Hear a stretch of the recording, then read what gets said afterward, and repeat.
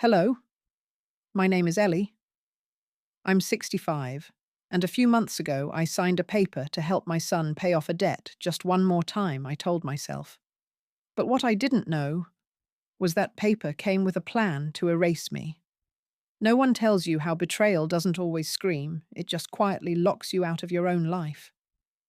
But I didn't disappear. This is not just a story about a debt. It's about what happens when a mother is pushed too far, and what she does when she finally stands her ground. Stay with me. You'll want to hear how it ends. Just this one time, Mum, then everything will be fine again. The promise came with a debt agreement and a hug colder than the Texas wind that whipped around the December porch. Ellie held the pen longer than necessary. No one met her eyes. Not Travis, not Dana, not even Grace, though the girl's fingers twitched at her sleeve as if she wanted to.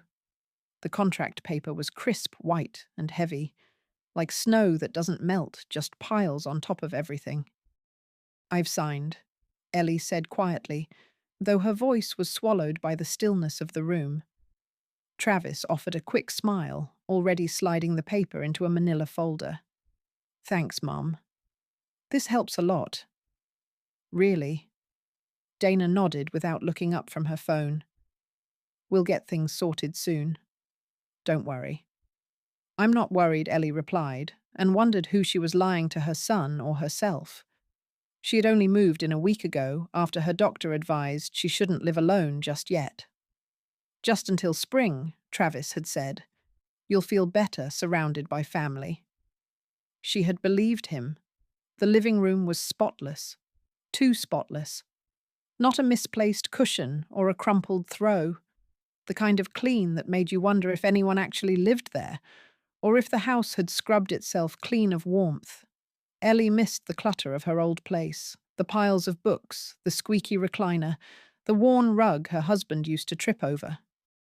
She made her way to the kitchen, filled the kettle, and waited for the hiss of steam. In her own house, tea was a ritual. Now it was just a way to fill the silence. Grace appeared at the doorway, hovering. Do you want honey in your tea? Grandma Ellie smiled gently.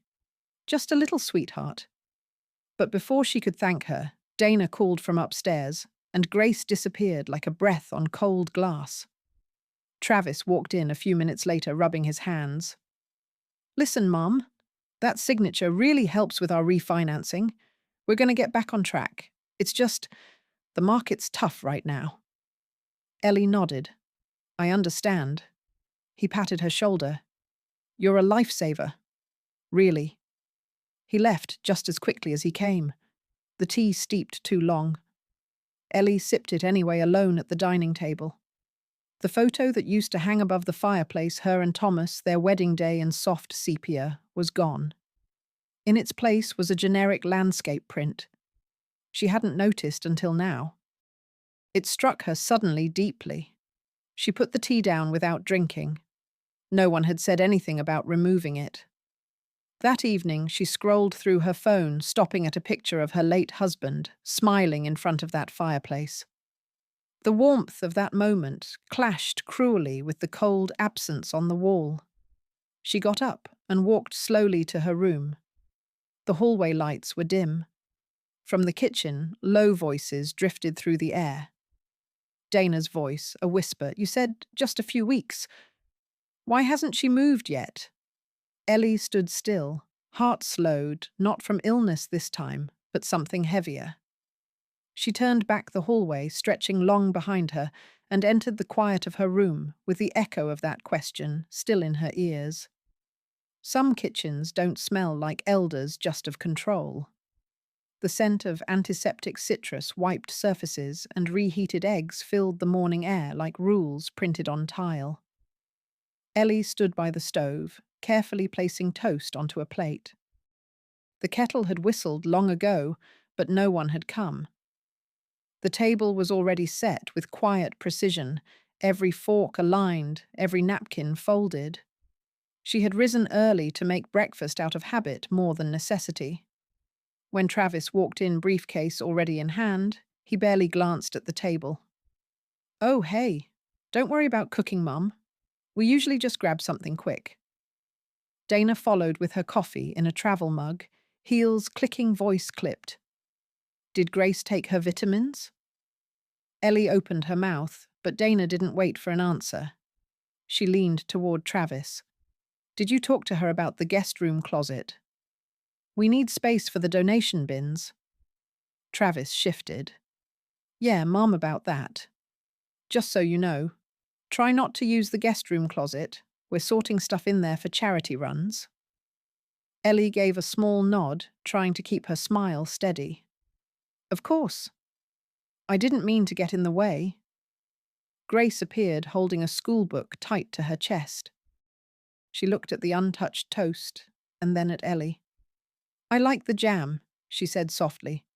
It smells like your old house. Ellie's heart warmed for a moment, but the quiet appreciation was drowned in Travis's reminder. Let's go, Grace. You'll be late. They left in a flurry. Shoes slapped the floor. The front door opened and shut. Ellie stood alone in the kitchen, the butter slowly melting untouched. She carried the plates to the sink. Only her own cup of tea was warm. She sat for a few minutes, letting the heat seep into her hands, then rose and wandered down the hallway. The guest room, her room was, as she'd left it. The suitcase still sat by the foot of the bed, unopened fully. Her blouses hung limp on a portable rack. There were no hooks on the walls. No drawer had been offered. It was a room someone borrowed during a snowstorm. She sat on the edge of the bed, looking at the small window. The morning light came through, filtered by blinds cutting her face into narrow bands. A knock at the door. Dana leaned in, voice casual but laced with edge. Are you taking your medication on time, Ellie? Just making sure. Sometimes it gets confusing with all the pills, right? Ellie met her eyes. I've taken care of myself a long time, Dana, but thank you for asking. Dana offered a tight smile and closed the door gently. Ellie waited until the footsteps faded before exhaling. Later that afternoon, she returned from her short walk. On her pillow lay a small, well-worn paperback. The Awakening, by Kate Chopin. Ellie picked it up slowly, thumb tracing the curled corner. There was no note, no explanation. But she knew Grace had left it. That night, as they finished dinner, Travis cleared his throat. Mom, he began gently, if staying here is inconvenient, Dana and I can help you look for somewhere more suitable, like an independent living setup, something quieter, more your pace. His words were smooth, meant to sound like an option. But Ellie heard the undertone, the soft echo of displacement. She looked at him across the polished table, her tea cooling beside her plate, and said nothing. Just think of it like a little retreat, Mum. Nothing to be sad about. Travis smiled, but his eyes didn't. Ellie had once laughed when she moved into this house. Back then, it felt like a return, like belonging.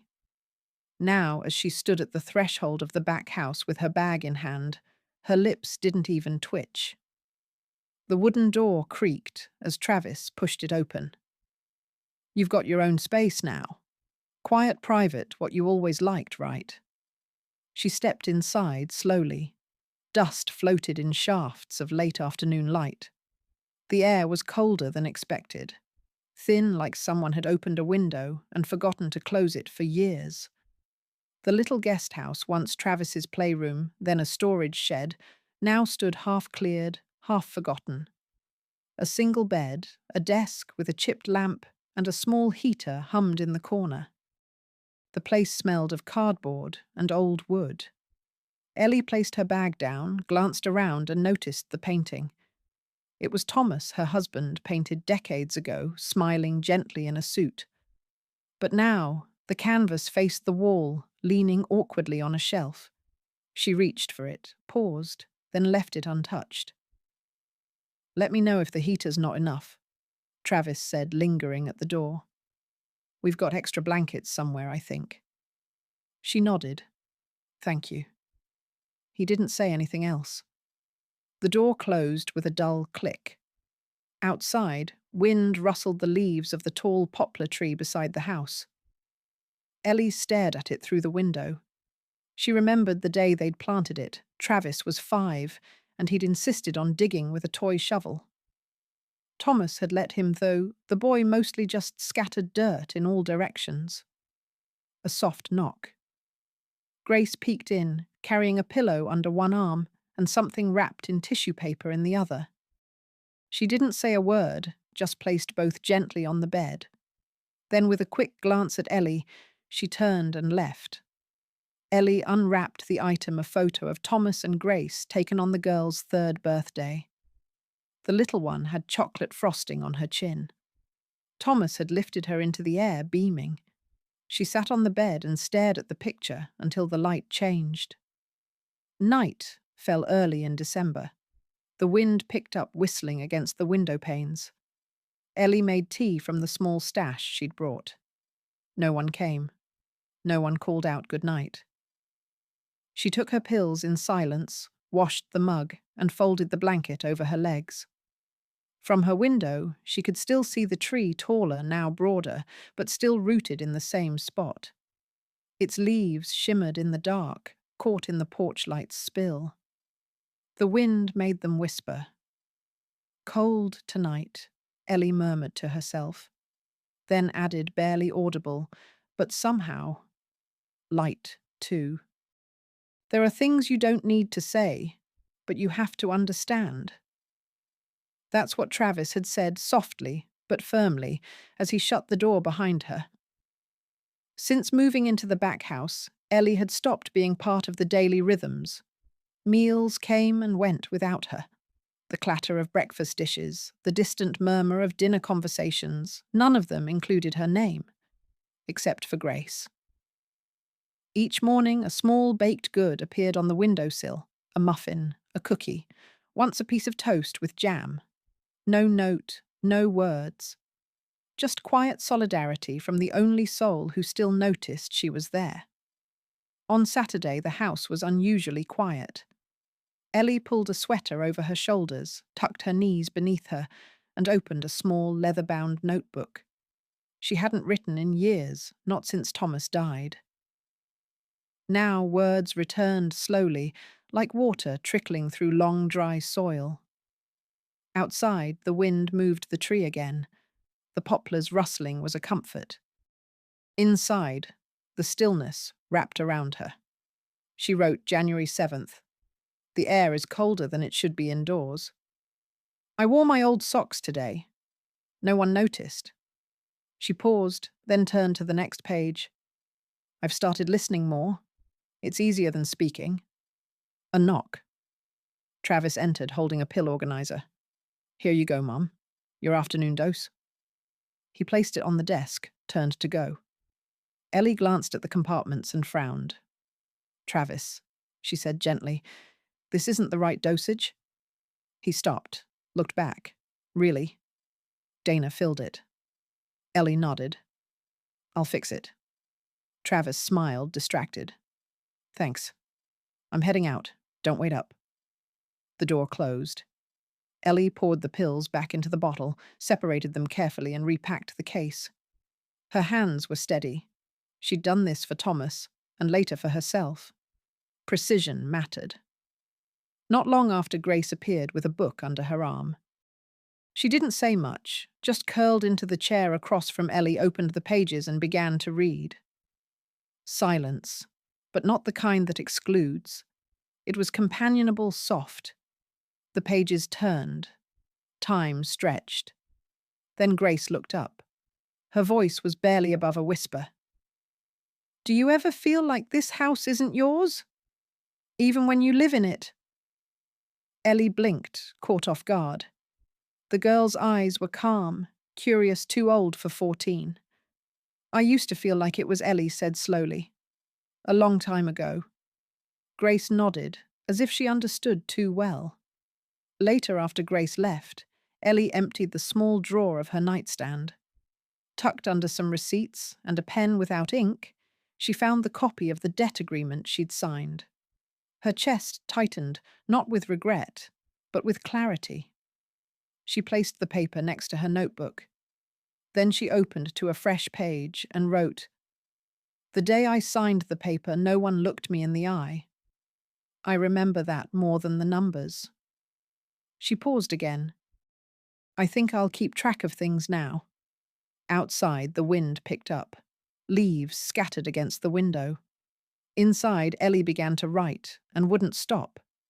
The painting of the old house, once proudly displayed in the living room, now lay face down in the storage shed, its wooden frame chipped the canvas pressed against the damp wall. Ellie had gone looking for the old photo album. It had vanished from the bookshelf weeks ago. Grace hadn't seen it, and Travis had shrugged. "Might be in storage," he'd said without looking up from his phone. Now she stood in the musty shed behind the main house. Afternoon rain drummed softly on the tin roof. The air smelled of cardboard mold, and something older, like time, pressed too tightly into forgotten things. Ellie opened a dusty box and froze.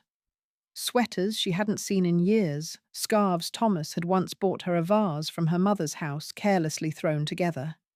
A tea set, still wrapped in faded newspaper. On top, a note in Dana's neat handwriting. "Seasonal. To be donated." Her hands trembled slightly as she moved a stack of magazines. That's when Dana appeared at the door, her tone breezy. "Oh, I didn't know you were out here?" "Looking for something." Ellie turned, holding back the small, bitter smile that wanted to rise. "Just searching for my photo album." Dana stepped lightly into the room, brushing invisible dust from her coat sleeve. "We've been trying to declutter, you know. Make space for Grace's school things. Honestly, I thought some of these items weren't really needed anymore." Ellie said nothing. Dana looked down at a box labeled Miss.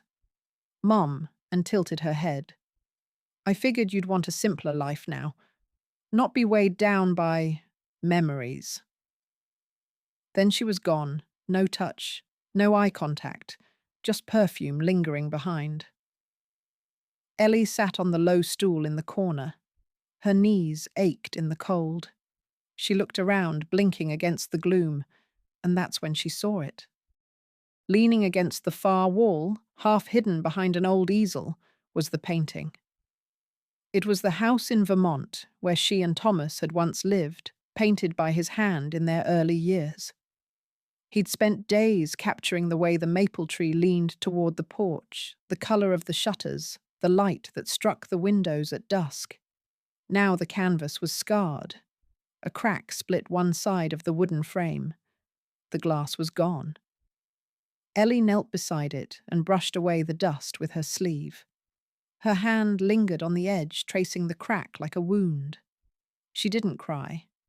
She carried the painting out with slow, deliberate steps, the rain kissing her coat, the cold biting through her socks. Back in the back house, she cleared the wall above her bed and gently lifted the painting into place. The nail was old, but it held. She stepped back. It hung a little crooked, a little bruised, but it was there, looking back at her like an old friend. Ellie stared at it for a long time. The rain kept falling. Grace passed by the window, once saw the light, paused, but didn't come in. Ellie lit a lamp, wrapped herself in her shawl, and sat beneath the painting. And then, with a whisper that barely stirred the air, she said, "David, I'm still here." "Have you ever wished you lived just for yourself?" Grace asked, eyes still fixed on the page in her lap. The question floated in the quiet of the evening like mist over water. Ellie didn't answer right away. She reached over to pour herself a cup of tea, her hand steady despite the wind rattling the windows of the back house. Outside, the branches of the poplar thrashed in the gusts. Inside, the lamp beside her glowed low and golden. Grace had already dozed off by the time Ellie picked up her notebook. The question lingered as she opened the journal and began to write. Some questions don't need an answer, but they leave a mark. She turned to a new page and stared at it for a long time before the date came to her, June 1989. The memory rushed in warm and painful all at once. She was 25, and the envelope from the New Mexico Art Institute had arrived just after Travis's 5th birthday. A full scholarship. A letter of praise for her sketches, especially the ones of the house and the garden. She remembered running through the hallway, waving the letter, laughing, breathless. David had caught her in his arms. "You did it," he said, grinning wide. "You're going to go." But then Travis coughed. A dry, deep, worrisome cough. Within days he had a fever that wouldn't break. Doctors. Tests. One hospital visit became 3. Pneumonia. Weeks of sleepless nights. Ellie had carried him into the hospital lobby herself, her arms trembling. She hadn't brought the acceptance letter with her, but the date was still in her purse, July the 2nd. Orientation Day. That morning, as David stood at the stove making coffee, Ellie signed the withdrawal form, quietly, without a tear. David had said, "Are you sure?" She had nodded. "I'll go later," she'd whispered. Later never came. Back in the present, Ellie stared at the old painting David had done of their Vermont home. It hung quietly now, offering no judgment, only presence. She picked up the pen again. "I once had a choice. I gave it away without bitterness." Her hand paused. Then she added, "But this time, I won't." The wind howled outside. She walked over to the small dresser and opened the bottom drawer. Inside, wrapped in an old scarf, was the debt agreement, folded and refolded until the creases had grown soft. She opened it slowly. Her eyes scanned the page. Not the numbers, not the terms, but the name. Travis Allen Monroe. Her son. Her blood. The one who used her signature as a ladder and then pulled it up behind him. She sat back down and placed the paper on the desk beside the notebook. She didn't cry. She didn't rage. She simply stared at the name. And in that silence, something within her stopped bending.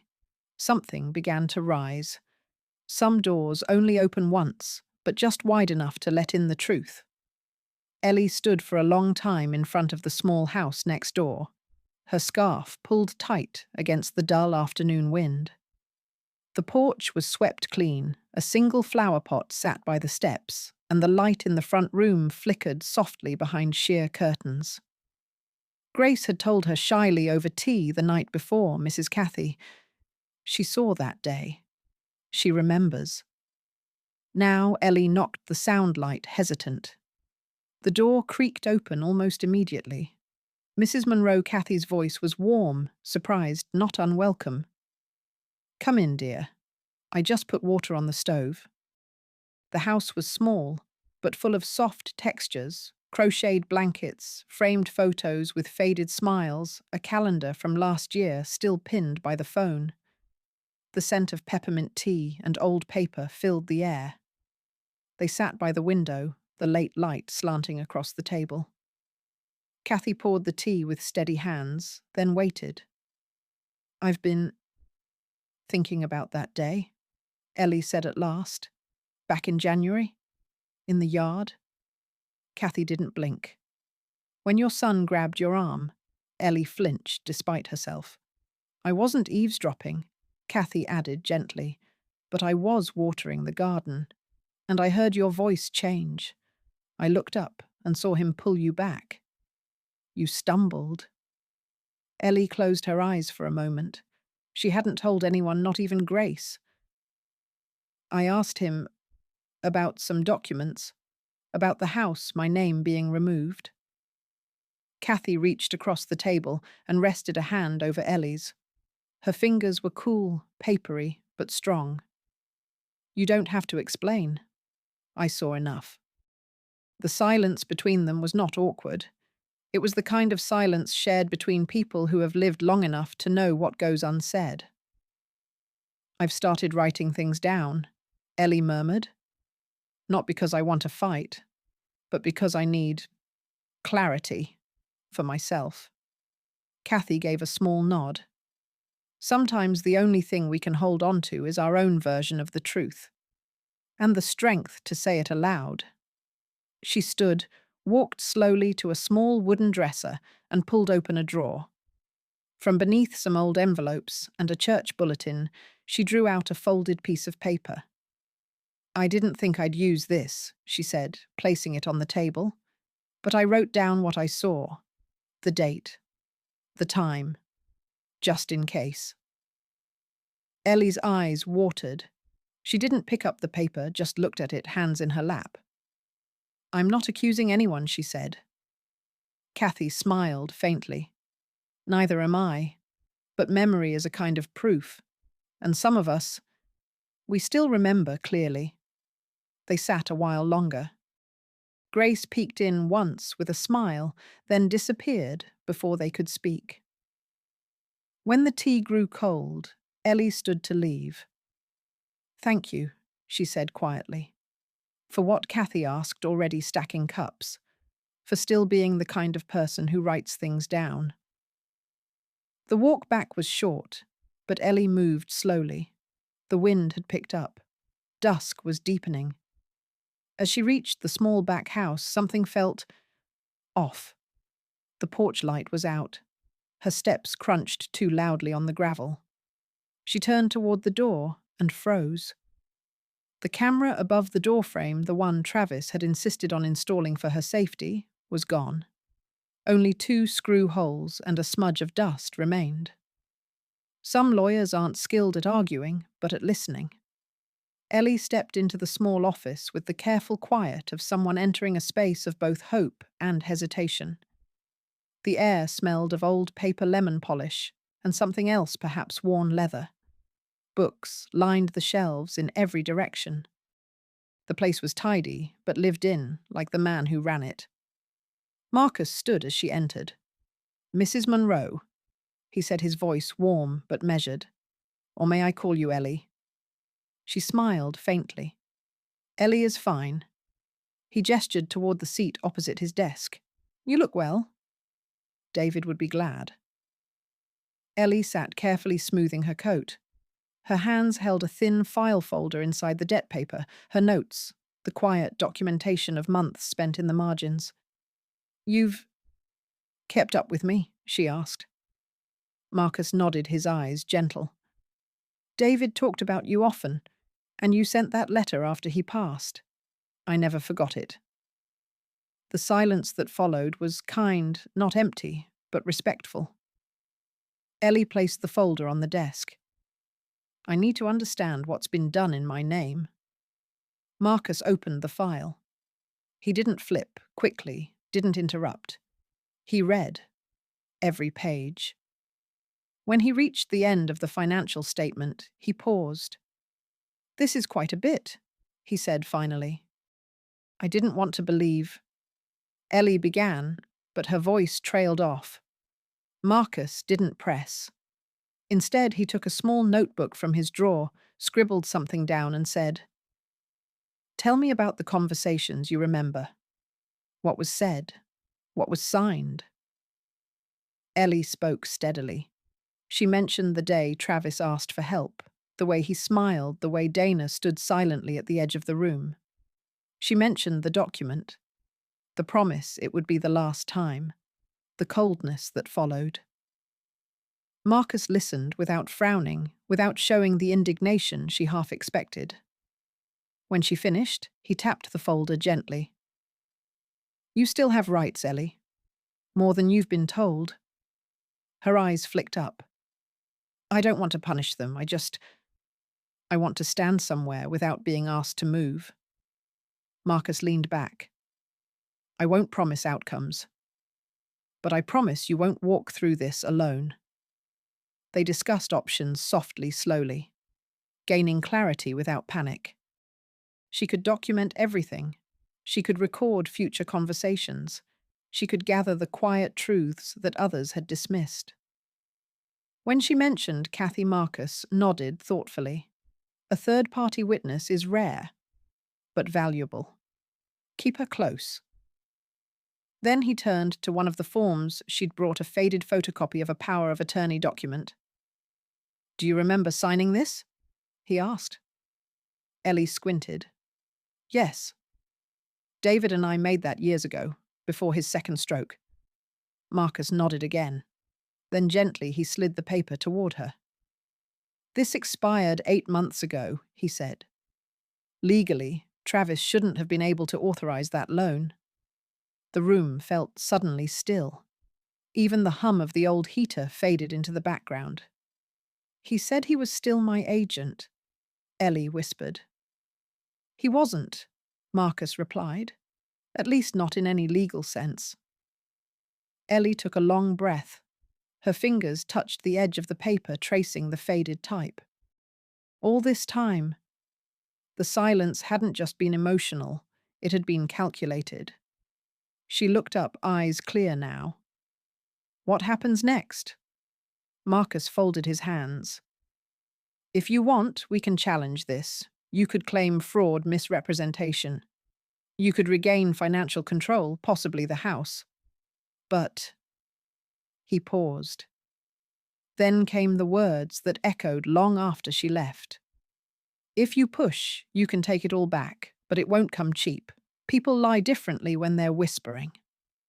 Ellie sat by the window of the guest room, the one they still called hers, even though it hadn't been truly hers for months. The whisper had come the night before, through the thin wall of the house, where Grace had quietly cracked open the kitchen door and heard Travis on the phone. He wasn't angry. That was what chilled Ellie most. His voice was smooth too, even like someone laying out plans rather than expressing regret.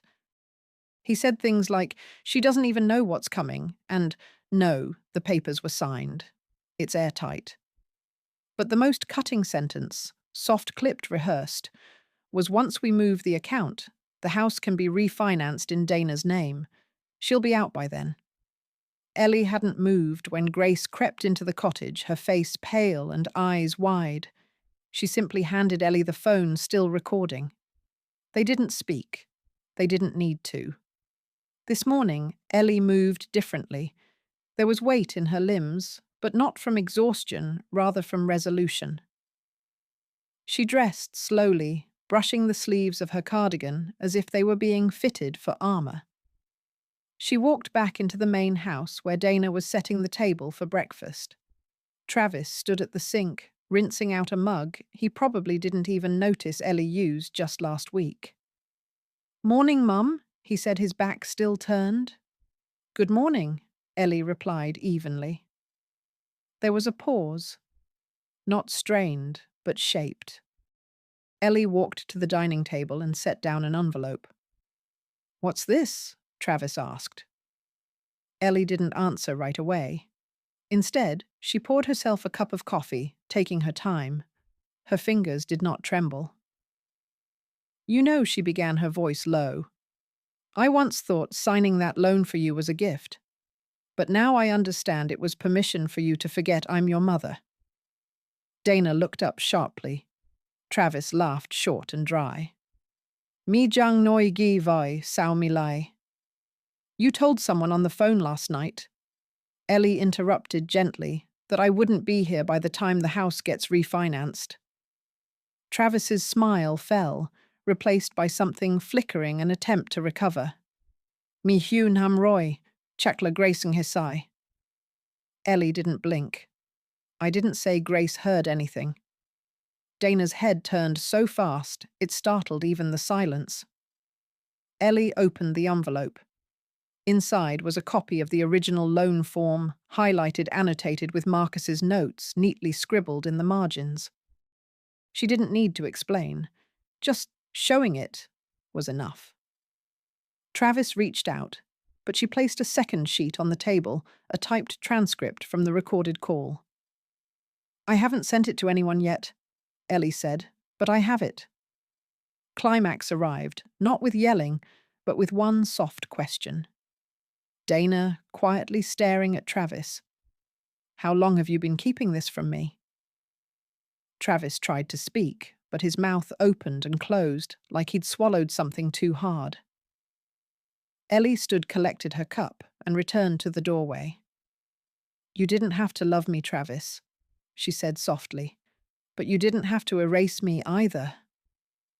She walked back toward the cottage without looking behind. Travis stormed out his keys, jangling. Dana watched him leave, her eyes no longer certain. Some people stop by out of politeness. Some come back out of regret. The knock at the door was light, almost uncertain. Ellie opened it slowly, surprised not by the visitor but by what she was holding. Dana stood there, coat still on, cheeks pink from the cool evening air. In each hand she held a cup of tea. Earl Grey, she said, offering one. I remember you used to like it. Ellie hesitated, then stepped aside. You remembered, right?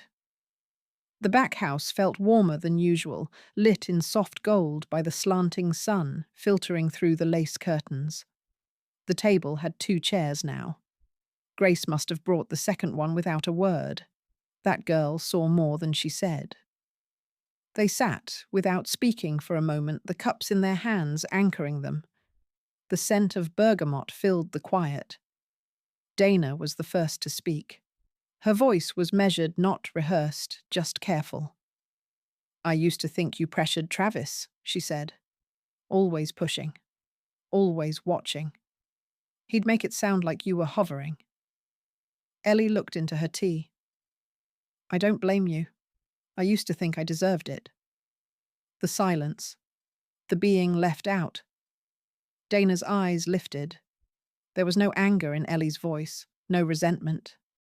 Only space finally cleared of the fog. I thought being quiet was being kind, Ellie continued. But I see now that it gave permission. To forget me. To move around me like furniture. Dana winced. She set her cup down. He never told me about the second loan. I asked once. He said it was under control. I wanted to believe him. You did what wives do, Ellie said. You stood by him.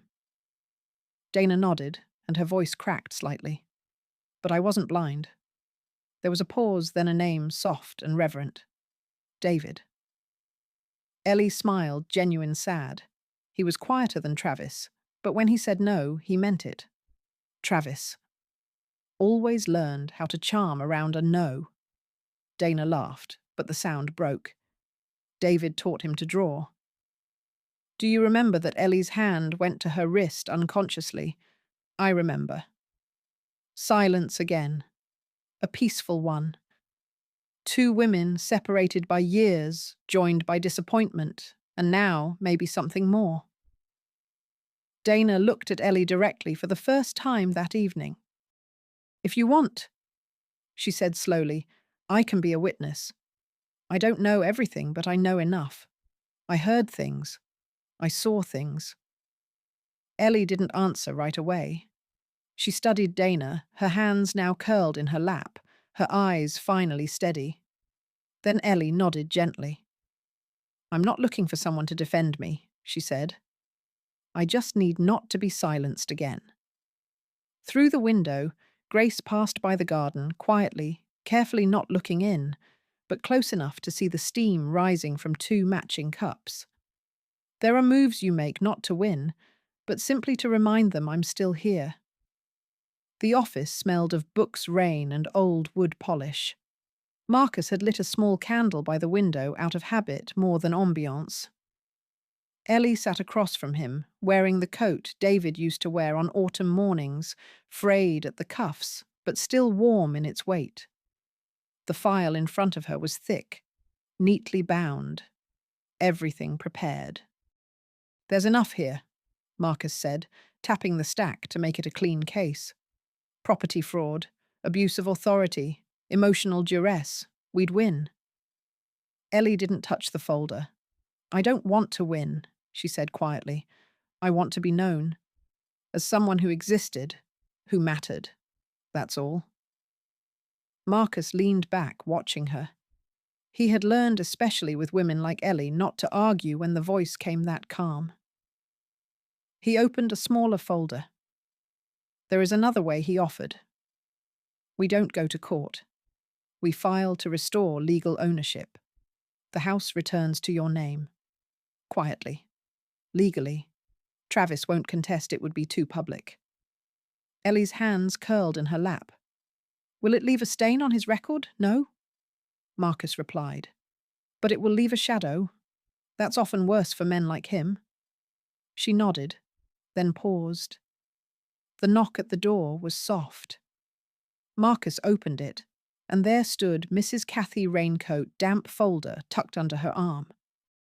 I thought she might need this, she said, handing over a worn envelope.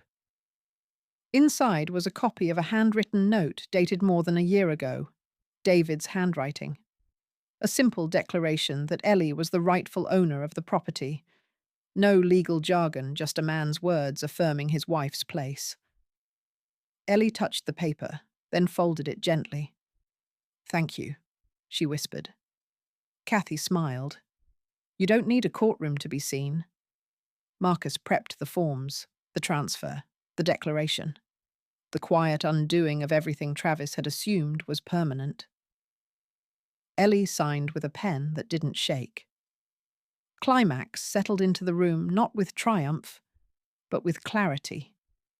Marcus looked at her, a flicker of admiration behind his professionalism. You know, he said, this scares them more than a trial. You're not making them lose. You're simply walking away with what's always been yours. Ellie gave a small smile. It didn't reach her eyes, but it was enough. She left without ceremony. On the way home, the sky threatened rain again. Ellie's bus passed the university. She asked the driver to stop. She stepped off and walked to the gate, her boots quiet on the wet pavement. The art building hadn't changed. Windows fogged from the inside.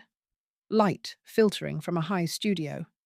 She stood still, staring at the second floor. Her lips moved without sound, at first, then aloud. If I get one more spring, maybe I'll paint again. I'm not asking you to forgive me. I just hope you still see me as part of your memory. The knock was so soft, Ellie thought it might have been the wind. Outside, dusk had painted the world in a gentle amber. When she opened the door, Travis stood there, hands in his pockets, eyes duller than she remembered.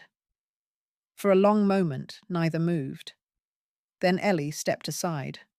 No words, no sharp breath, no tension in her shoulders, just space. The house was quiet. Grace had gone to her room without saying much. The air smelled of oolong and old wood. Ellie placed 2 cups on the table carefully. She sat. Travis sat across from her like a boy sent to the principal's office. I've lost control, he said after a minute. And I've lost you. Ellie looked into her tea. The steam curled like breath from a tired body. No, she said calmly. You didn't lose me. You let go. There's a difference. Travis flinched, but she continued, not with bitterness, but clarity. I was always here. When you were sick as a child, when you scraped your knees, when you lied about the broken vase and I covered for you. I stayed, even when I shouldn't have. He looked away, jaw clenched. I thought I could fix things, with enough distance. If I got the money right, the house right. You thought erasing me would make your life cleaner, she said. But I was never the stain. They sat in silence, the kind that didn't burn, but healed. Then Ellie rose. She walked to the sideboard and picked up the painting, David's painting now, in a new frame, polished and preserved.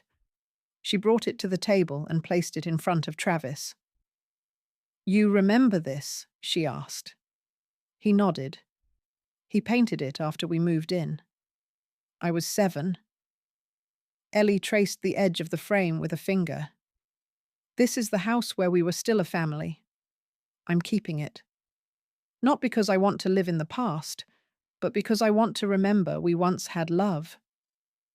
Travis's throat worked, but no words came. You don't have to ask me to forgive you, Ellie said softly. Just remember that I stayed. Until I couldn't anymore. He looked down his hands, trembling on the cup he hadn't touched. I'm sorry, Mum, he whispered. Ellie didn't respond. Not with a nod, not with a smile. The moment didn't ask for a reply. It just needed space. After a while, Travis stood. He walked to the door, stopped, turned back, but Ellie was already clearing the cups back to him, steady as stone. He opened the door quietly. As he stepped off the porch light flicked on its amber glow, catching the side of his face. Ellie hadn't followed him out. But for the first time, she left the light on so he could see his way. Do you think you have magic or something? Grandma Grace asked as Ellie gently opened the old box of paints. The lids creaked like tiny echoes of the past. Inside tubes, half-squeezed brushes with time-yellowed bristles and a palette stained with colours that once knew dreams. Ellie smiled faintly. Maybe not magic, she murmured, but something close. The house was quiet again, peaceful but not empty. After Travis's visit, no one spoke much of it. The air had shifted not to joy but to rest. Ellie hadn't written in her journal in days. Instead, her hands reached for things she'd once thought too distant, brushes, paper space. She had cleaned out the storage room behind the garden, once a place for dusty boxes and forgotten memories. Now, sunlight fell through the narrow window, like a soft hand on her shoulder. The floor still creaked, the walls bore faint signs of age, but it was hers. Grace watched from the doorway as Ellie unpacked an old easel. Her fingers moved slowly, but with purpose. Bar Grace said, "Can I paint with you?" Ellie turned. "Only if you promise one thing. What paint with your heart before you use your hand?" Grace grinned. Deal. They worked quietly sometimes, laughing, sometimes just breathing. Kathy had sent over a handcrafted frame wrapped in newspaper. For the painting that's been waiting, the note said. Later that afternoon, Ellie received an email. Dana. Short, gentle. A simple apology, not grand, but real. And an invitation the community centre was starting an art program for seniors. Would Ellie consider leading a few sessions? She didn't reply right away. Instead, she took a walk through the yard past the tree David planted now taller than the house. The breeze smelled like early spring, though it was still winter. She found her seat beneath the porch light and sat with her tea. When she came back in, Grace had left something on the table. A small canvas, still drying. It showed Ellie from the back, seated on the porch head, slightly tilted with a peaceful smile on her face. There was no dramatic background, no flourishes, just stillness and strength. At the bottom, Grace had written in careful block letters, "This is what strength looks like." Ellie stood still for a long time. Then she exhaled through her nose and touched the corner of the canvas. "I'll try," Ellie said aloud. "One last time. But because I want to, not because anyone asked. People think memory is something to keep. But for me," Ellie said softly, "it's something to move through." Spring had finally arrived in the little town. The sun, gentle but steady, streamed through the tall windows of the community hall. There were no banners, no fanfare. Just a quiet art exhibit titled Small Lights, a gathering of works from amateur and retired artists curated by volunteers. One painting hung at the center of the room. It wasn't large, but it pulled people in. A weathered house stood in soft watercolor strokes, its edges faded like a long-forgotten dream.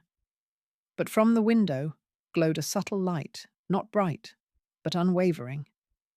The placard read, "Old House, Still Light." Inside and underneath, in smaller text, for those who were forgotten but never disappeared. No artist name, only a nod to something deeper than authorship.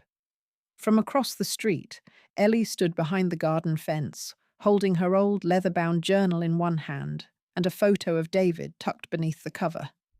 She didn't need to go inside. She had already seen it in her mind 100 times while painting. Grace moved through the gallery, stopping near the painting with a small, proud smile. When people asked, she simply said, "It's one of my favorites." Marcus arrived quietly, as he always did. He stepped beside Ellie outside the fence, hands in his pockets, gaze following hers. "You really won't sign your name?" he asked. Ellie shook her head, lips curled slightly. "I don't need to." He nodded. "So you've chosen silence till the end?" She turned to him with calm eyes. "Not silence. Just the way that feels true to me." He said nothing more, just tapped the fence gently and walked away. Grace glanced out the window, spotted Ellie across the street, and gave the smallest wave, not to summon her, but to acknowledge her. Ellie smiled and waved back once. In her pocket, folded neatly, was a short note. "No return address, only Travis's handwriting. I don't ask for forgiveness. I just hope I still exist somewhere in your memory." Ellie didn't need to reply. Inside the hall, Grace stepped forward as someone asked about the message beneath the painting. She didn't explain. She just read it aloud. For those who were forgotten but never disappeared. Outside, Ellie turned from the gallery. She walked slowly, not as someone leaving something behind, but as someone who had already arrived somewhere else. She carried nothing except her journal and David's photo. No regret. No resentment. "I'm not inside them anymore," Ellie whispered. "But I've never lost myself." Even without a courtroom or a raised voice, Ellie reclaimed everything they tried to erase: her home, her name, her dignity. What was taken through manipulation was returned through quiet resolve and legal clarity. Justice may arrive late, but it resonates like the final chord of a long-forgotten melody. Some victories are not loud, they are steady, undeniable, and enduring. If this story stirred something in you, we'd love to hear your thoughts, whether it's a word, a feeling, or just a silent nod. And if stories like this speak to you, don't forget to subscribe to Heavy Stories, where silence turns into strength.